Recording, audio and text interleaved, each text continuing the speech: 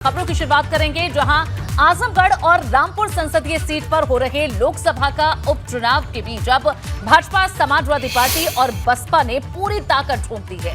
नेताओं को बड़ी फौज आजमगढ़ में उतारनी पड़ी है। सभी नेता आजमगढ़ में कैंप कर रहे हैं। आजमगढ़ को यादव परिवार की सीट माना जाता है, लिहाजा इस सीट पर 2019 का इतिहास दोहराने के लिए सीएम योगी खुद मैदान में उतर रहे हैं। यहां कल यानी कि 19 जून को सीएम आजमगढ़ में रैली करेंगे। इस दौरान सीएम योगी सदर, मुबारकपुर, गोपालपुर और सगड़ी विधानसभा क्षेत्र में जनसभा करेंगे। सीएम योगी 2 जनसभाएं करेंगे। इस दौरान मुख्यमंत्री योगी आदित्यनाथ भाजपा उम्मीदवार दिनेश लाल यादव उर्फ निरहुआ के पक्ष में प्रचार करेंगे। उधर रामपुर में सपा प्रत्याशी आसिम राजा के लिए किलेबंदी करने के बाद आज सपा के दिग्गज नेता मोहम्मद आजम खान धर्मेंद्र यादव को जीत दिलाने के लिए आजमगढ़ में थे।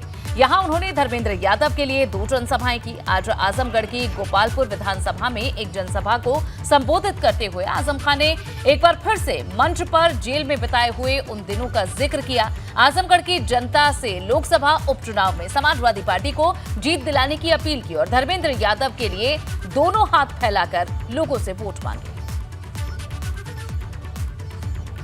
आपसे गुजारिश करने आया हूं, अगर इसके अलावा भी कोई कमी रह गई है तो मैं अपने वो कमजोर हाथ जिनसे मैंने दाल का पानी और रोटी खाई है, उन हाथों से अपने छोटे भाई के लिए वोट मांगने के लिए। मुझे उम्मीद है आप मुझे मायूस नहीं करेंगे। मुझे मायूस करेंगे। कल से 2 दिन के गोरखपुर दौरे पर सीएम योगी आदित्यनाथ रहने वाले हैं। दोपहर 2 बजे गोरखपुर पहुंचेंगे सीएम योगी आदित्यनाथ। यहां सर्किट हाउस में अधिकारियों के साथ वे एक समीक्षा बैठक करेंगे। सोमवार को जनता दरबार लगाकर लोगों की समस्याएं सुनी जाएंगी। तो ये 2 दिनों का दौरा सीएम योगी आदित्यनाथ का गोरखपुर का रहने वाला है। कल से वे रहेंगे इस दौरे पर। कल दोपहर 2 बजे वे पहुंचेंगे सर्किट हाउस में। अधिकारियों के साथ समीक्षा बैठक की जाएगी। सोमवार को जनता दरबार लगाकर वे लोगों की समस्याएं सुनेंगे। जब सीएम योगी क्षेत्र में होते हैं वे लोगों की समस्याएं जरूर सुनते हैं और तुरंत कार्रवाई के लिए अधिकारियों को भी निर्देश दिए जाते हैं। तो कल 2 बजे गोरखपुर पहुंचेंगे सीएम योगी आदित्यनाथ। उसके बाद सर्किट हाउस में अधिकारियों के साथ समीक्षा बैठक होगी।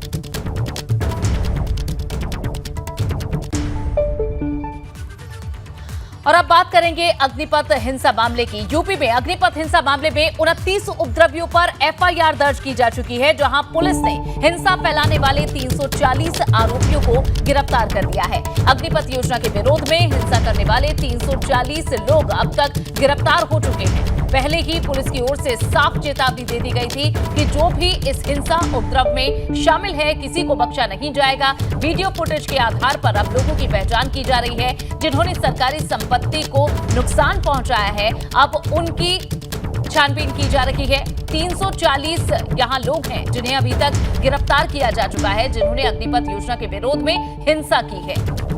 29 उपद्रवियों पर एफआईआर दर्ज हुई है और 340 को अभी तक गिरफ्तार किया जा चुका है।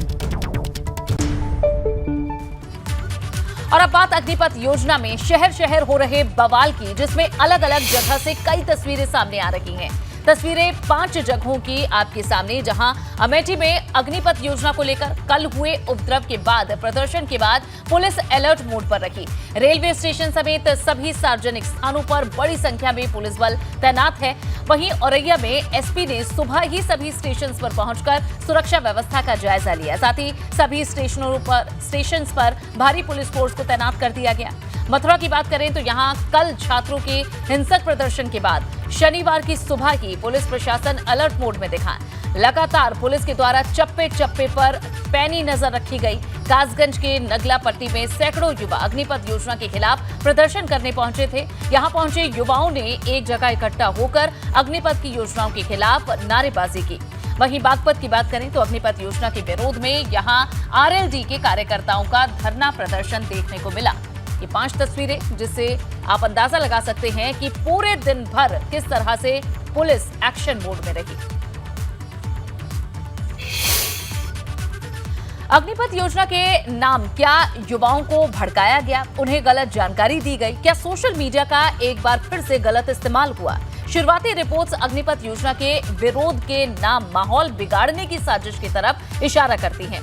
इस बीच यहां पर आगजनी की गई थी और पीएफआई के छात्र संगठन सीएफआई का नाम भी इससे जुड़ रहा है।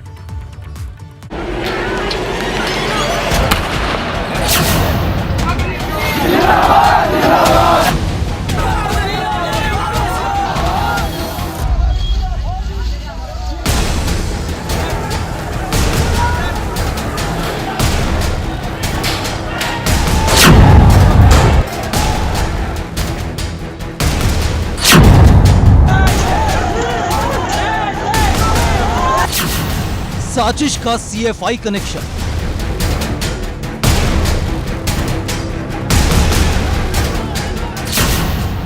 साजिश के कितने किरदार?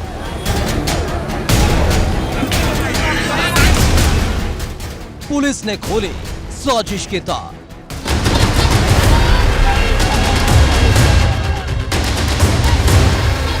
पथराव, आगजनी के बाद सवाल उठ खड़ा हुआ है, क्या देश को जलाने की साजिश रची गई थी?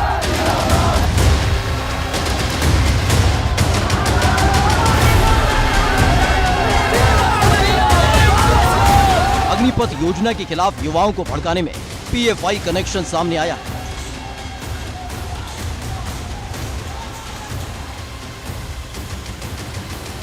पुलिस को कैंपस फ्रंट ऑफ इंडिया के नाम से जारी पोस्टर मिले हैं। Campus front of India PFI का छात्र संगठन बताया जा रहा है।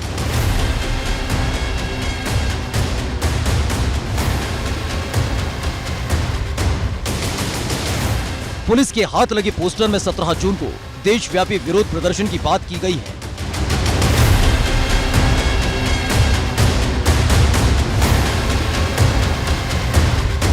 अग्निपथ योजना के नाम पर युवाओं को भड़काने के पीछे पीएफआई का कनेक्शन सामने आ रहा है। पीएफआई की स्टूडेंट विंग सीएफआई ने अग्निपथ योजना के विरोध के लिए 17 जून को प्रदर्शन बुलाया था।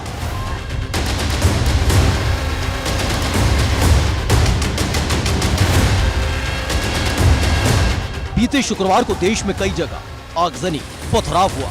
रेलवे स्टेशन पर उपद्रवियों ने आग लगाई और जमकर तोड़फोड़ की। सिकंदराबाद में यात्रियों को बचाने के लिए पुलिस की फायरिंग में एक की मौत हो गई और 4 लोग घायल हो गए। सूत्रों के मुताबिक सिकंदराबाद में सोशल मीडिया के जरिए नफरत की आग लगाई गई थी। अग्निपथ योजना के विरोध प्रदर्शन, युवाओं के करियर को नुकसान पहुंचाने की अफवाह उड़ाई गई। सिकंदराबाद में लोगों को बुलाया गया था। कानपुर में अग्निपथ के विरोध में हिंसा की साजिश रची गई। विरोध की आड़ में हिंसा की पृष्ठभूमि तैयार की गई। हाईवे जाम करने और पुलिस चौकी को फूंकने के लिए उकसाया गया था।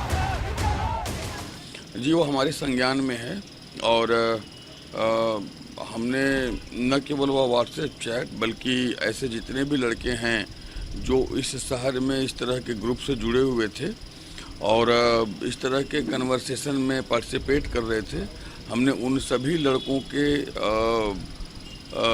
आइडेंटिफिकेशन को क्लियर कर लिया है और हम उस पर काम कर रहे हैं। देश में आगजनी और पथराव शुरू हुआ तो प्रशासनिक अमला उग्र प्रदर्शनकारियों को रोकने के साथ ही साजिश के सुराग तलाशने में जुट गया था। शुक्रवार को ही आला अधिकारियों ने कह दिया था कि उग्र प्रदर्शन के पीछे कुछ संगठनों का हाथ है।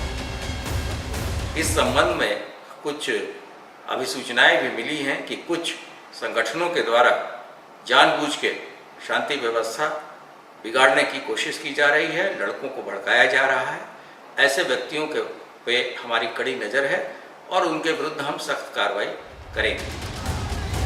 अग्निपथ योजना के नाम पर देश भर में प्रदर्शन हो रहे हैं। पुलिस सतर्क है और कानून तोड़ने वालों के खिलाफ कार्रवाई हो रही है। Bureau report, ABP Ganga.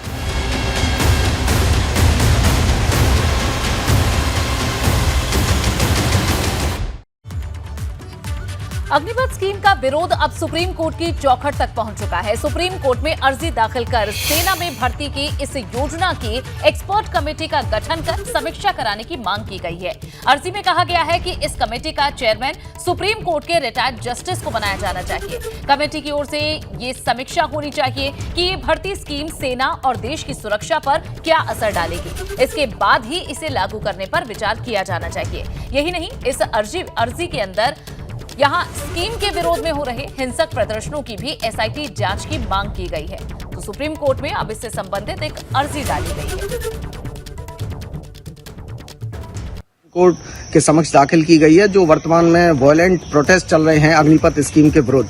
और इस वॉयलेंट प्रोटेस्ट में देखने को मिला है कि कई राज्यों में पब्लिक और प्राइवेट प्रॉपर्टी को बहुत ही ज्यादा डैमेज पहुंचाया गया है प्रोटेस्टर्स द्वारा। कई ट्रेनें जला दी गई हैं और कई तरह की प्रॉपर्टी को आग भी लगाया गया तथा तोड़फोड़ भी की गई है। तो इसके विरुद्ध PIL दाखिल की गई है कि एक स्पेशल इन्वेस्टिगेशन टीम बिठाई जाए, जो इस सब इंसिडेंट का इंक्वायरी हो, स्टेटस रिपोर्ट तुरंत कॉल की जाए और एक एक्सपर्ट कमेटी बनाई जाए honourable supreme court justice retired की अध्यक्षता में अग्निपथ स्कीम को रिलेटेड लेकर कि यह स्कीम वाकई में हमारे नेशनल इंटरेस्ट में है और जो यंग जनरेशन है उनका फ्यूचर इससे डैमेज तो नहीं हो रहा है।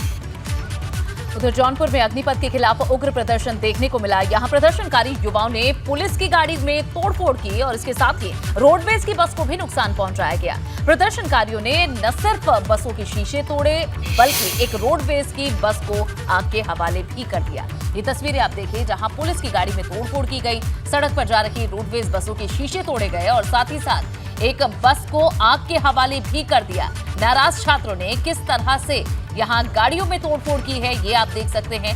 जहां शांतिपूर्ण प्रदर्शन करने की उम्मीद की जा रही थी, युवाओं से अपनी बात को स्पष्ट रूप से यहां शासन प्रशासन के सामने रखने की उम्मीद थी, लेकिन किस तरह से ये विरोध प्रदर्शन हिंसा में तब्दील हो गया, उपद्रव यहां देखने को मिला। ये तस्वीरें आप देख सकते हैं, जहां अग्निपथ के खिलाफ युवाओं का आक्रोश हिंसक रूप ले चुका था। यहां सरकारी बसों में तोड़फोड़ की गई, बस को आग के हवाले कर दिया गया।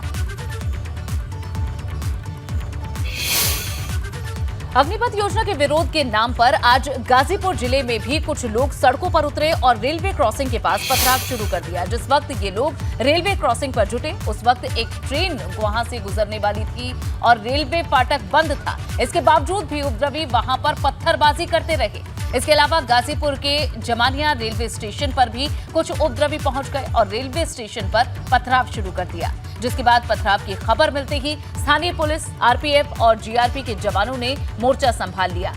SDM जमानिया की यहां अगुवाई में मौके पर पहुंचकर हालात को काबू में किया गया।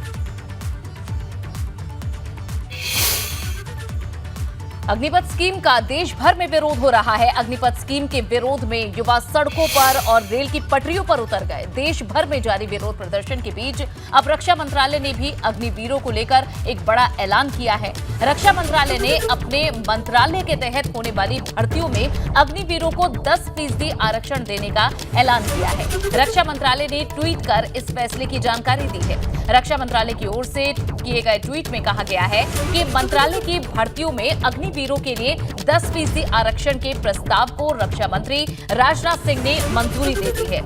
साथ ही रक्षा मंत्रालय की ओर से ये भी जानकारी दी गई कि अग्निवीरों के लिए विभाग की ओर से निकाली गई किन किन भर्तियों में आरक्षण का प्रबंध किया जाएगा। रक्षा मंत्रालय के मुताबिक अग्निवीरों को Indian coast guard, defence civilian post के साथ ही डिफेंस पब्लिक सेक्टर अंडरटेकिंग की 16 कंपनियों में भी नियुक्तियों में आरक्षण दिया जाएगा। इससे पहले गृह मंत्रालय की ओर से बताया गया था कि अग्निपथ स्कीम के तहत 4 साल की सेवा पूरी कर चुके अग्निवीरों को CAPF और असम राइफल्स की भर्ती में 10% आरक्षण देने का ऐलान किया गया था।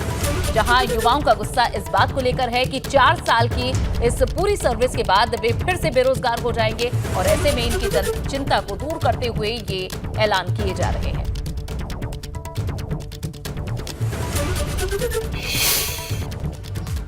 वहीं सीएम योगी ने रक्षा मंत्रालय और गृह मंत्रालय के द्वारा अग्निवीरों को आरक्षण दिए जाने के मामले में एक के बाद एक 2 ट्वीट किए। सीएम योगी आदित्यनाथ ने क्या लिखा, आपको बताते हैं। उन्होंने लिखा कि आदरणीय प्रधानमंत्री जी के मार्गदर्शन में रक्षा मंत्रालय ने अग्निवीरों को अपनी भर्तियों में 10% आरक्षण देने का निर्णय लिया है। ये निर्णय अग्निवीरों के सुरक्षित भविष्य की सुनिश्चितता में नया स्वर्णिम अध्याय जोड़ेगा।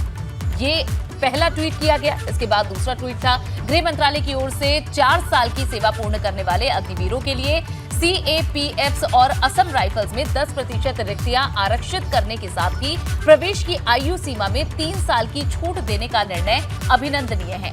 मां भारती के सेवकों के लिए ये एक सुनहरा अवसर सिद्ध होगा। आभार प्रधानमंत्री जी। ये सीएम योगी आदित्यनाथ ने एक के बाद एक 2 ट्वीट किए थे। इधर इटावा पहुंचे शिवपाल यादव ने अग्निपथ योजना पर कहा कि ये स्कीम युवाओं के साथ खिलवाड़ है। सरकार इस योजना को तुरंत वापस ले। अगर उनकी नौकरी छूट जाती तो उनके जीवन के साथ खिलवाड़ है, तो ऐसा कानून नहीं बनना चाहिए, नहीं बनना चाहिए। अभी उग्र होते जा रहे हैं, बहुत सारी जगह पे आगजनी की घटनाएं हो रही हैं। आपने सारी चीजें देखी, तो किस तरह से पार्टी देखी? तो सरकार को देखिए, जो युवाओं को, नौजवानों को तकलीफ है, उनकी समस्या को उनकी राय से पूछ के उनके अनुसार कानून बनाना चाहिए कोई।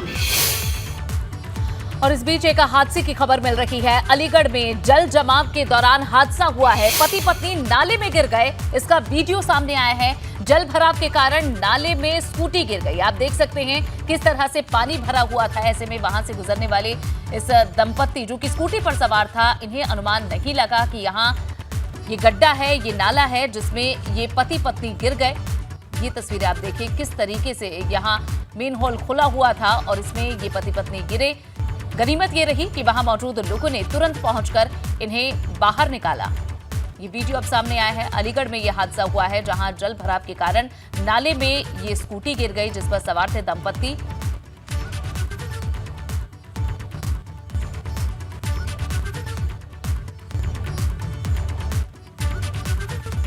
आज उत्तर प्रदेश माध्यमिक शिक्षा बोर्ड के हाई स्कूल और इंटरमीडिएट के नतीजों का ऐलान कर दिया गया। इस बार हाई स्कूल की परीक्षा में 88.18% छात्र छात्राएं सफल हुए हैं, जिसमें एक बार फिर से बाजी मारते हुए 91.69% छात्राओं ने सफलता हासिल की, जबकि 85.25% छात्रों ने सफलता हासिल की। वहीं इंटरमीडिएट में कुल 85.33 छात्र छात्राओं ने सफलता हासिल की, जिसमें 81.21 छात्र सफल हुए, जबकि छात्राओं ने फिर से बाजी मार दी है।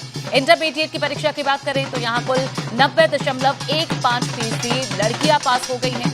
हाई स्कूल की परीक्षा में कानपुर के प्रिंस पटेल ने पूरे प्रदेश में पहला स्थान हासिल किया। कानपुर के अनुभव इंटर कॉलेज के छात्र प्रिंस पटेल ने हाई स्कूल में 97.67% अंक हासिल किए हैं। नतीजे आने के बाद जब प्रिंस के घर वालों को पता चला तो उन्होंने पूरे प्रदेश में कि उनके बेटे ने पूरे प्रदेश में टॉप किया है, जिसके बाद प्रिंस के घर पर बधाई देने वालों का तांता लग गया। सभी के बीच खुशी की लहर दौड़ गई। वहीं हाई स्कूल में दूसरे स्थान पर मुरादाबाद की संस्कृति ठाकुर रही, जिन्होंने 97.50% अंक हासिल किए।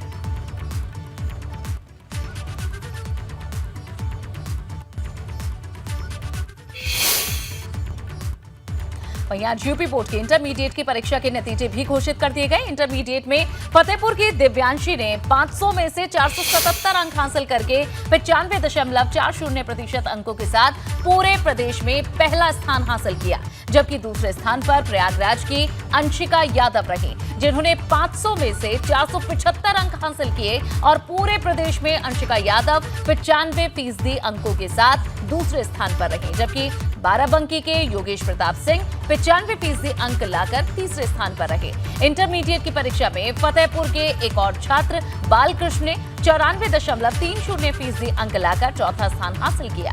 नतीजे आने के बाद पहली टॉपर दिव्यांशी और दूसरे टॉपर अंशिका यादव ने क्या कुछ कहा, आपको सुनवाते हैं।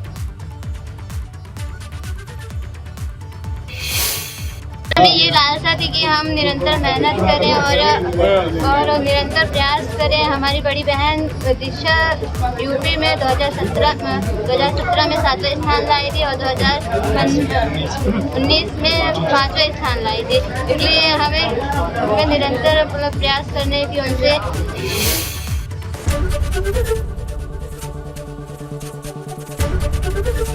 ABP गंगा, खबर आपकी, जुबान आपकी।